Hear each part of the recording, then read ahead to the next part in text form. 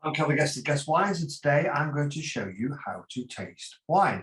So here's one I prepared earlier. I've got a nice glass of white wine here. It can be red, it could be rosy, it could be orange, it could be fizzy.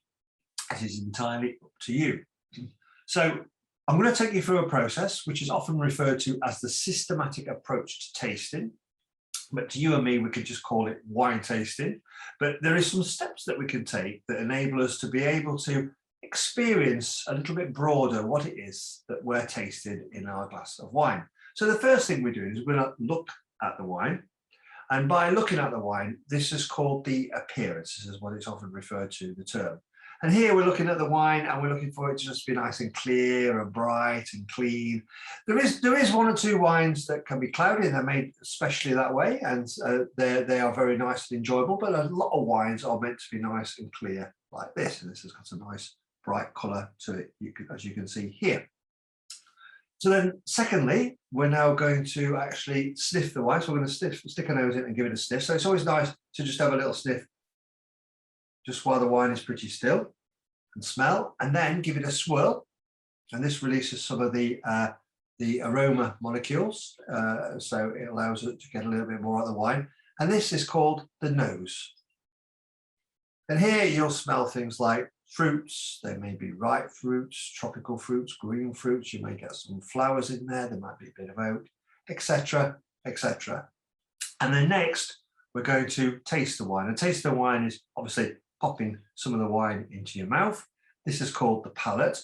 And hopefully then what we're doing is we're allowing the wine just to settle there for a moment and focus on what it is that's been released in the flavours. Often the flavours may resemble what we've experienced on the nose, and they are similar to the aromas. However, because the liquid is now warming up in your mouth, the wine may develop other flavours in there that you didn't get necessarily on the nose in the first instance, and this can make the wine broader and more complex. And finally, we're going to then swallow the wine, and after we swallow it, this is called the finish. And so to taste the wine, what we're going to do, as you can see, we don't want the glass too full. You want to be able to still give it a swirl, give it a little bit of a sniff, and just remember the kind of aromas that you got there on the nose. And we're going to pop it in the mouth, and I suppose it's a little bit like whistling backwards or using a mouthwash. Those kind of processes that we're going to use for tasting rather than simply just drinking. So this is what I'm going to do.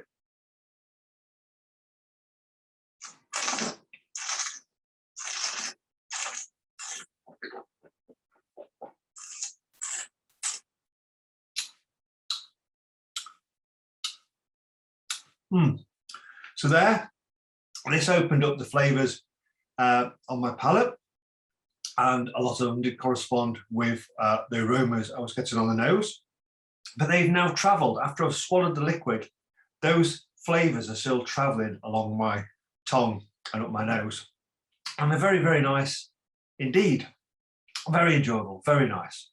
And the longer those lovely, pleasant flavours linger in your mouth, then the better the wine is. And I suppose what you're making now is you're making an assessment right at the end is, well, do you like the wine? And do you want another glass of it? Because that's the most important thing about tasting the wine is once you've drank it, do you want more of it, or is it not for you? And that is the beauty of wine tasting. So cheers.